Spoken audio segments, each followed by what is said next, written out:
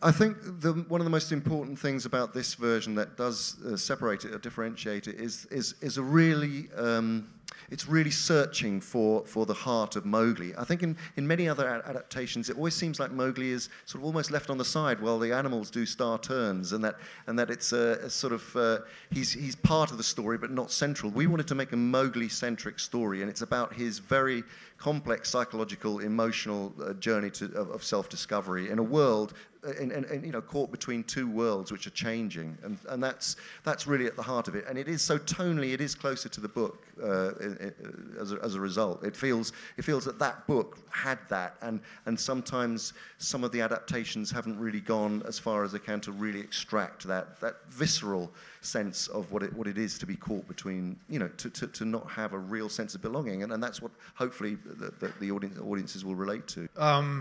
No, but you know, it's just the very, very tip of the iceberg. You know, I filmed here before in 2011 in Rajasthan, in Jodhpur, with The Dark Knight Rises, and then I brought my family out here.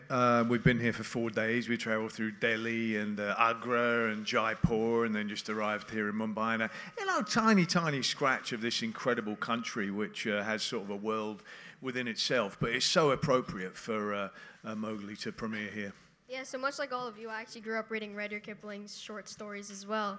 And, you know, I really loved them, and I really loved Mowgli, you know, the boy who grew up with wolves.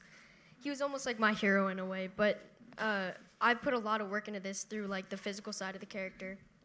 I did a lot of research on YouTube, and I actually went to upstate New York to camp out with wolves in a wolf conservatory center in order to, like, observe their movements and kind of observe how they interact with each other, and I try to apply that to Mowgli.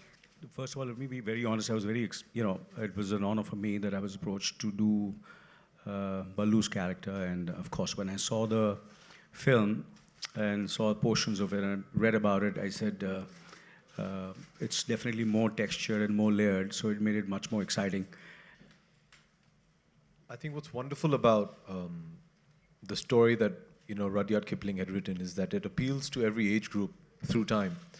When I was a kid, you know, in the early 80s, and we watched Disney's Jungle Book, which I was told today released in '67, you know, your favorite character inevitably was Baloo, because he was the fun-loving guy. As a kid, you like that. But then when you grow older, you know, your choices change. And then as an adult, you prefer a character like Bagheera because he represents certain responsibilities and values. Well, of course, from the roles that I've played normally, which has been, you know, completely different to what Kaa's character required. I think I enjoyed this a lot more because I found her voice very, very powerful, it had to be slightly hypnotic, because she kind of hypnotizes Mowgli in a way to take his decision, you know. It was great doing this because the actor who actually played the original character of the mother, Miss Harris, she did a brilliant job, and all I had to do was just use my voice and her expressions and just get the flow of it. It's a beautiful character. It's that of a mother. You know, the beautiful part about this Mowgli adaptation, and I don't know if everyone has seen it, is really what Andy does. It's an ode to India. I remember him telling me before, I think it was before I left for South Africa, that he wanted to do my parts in Hindi, and he wanted to attempt it and go down that route. And for all of us who remember, on Doordarshan, we'd watch Jungle Book every Sunday.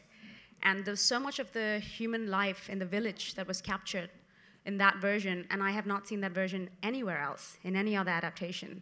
So for me to go to South Africa and actually work with fellow actors, all speaking in Hindi, all enjoying a kind of a version of the Holi festival, singing a lullaby written and composed by Nitin Sawhney, all of those beautiful things that I associate with India came to life in this movie.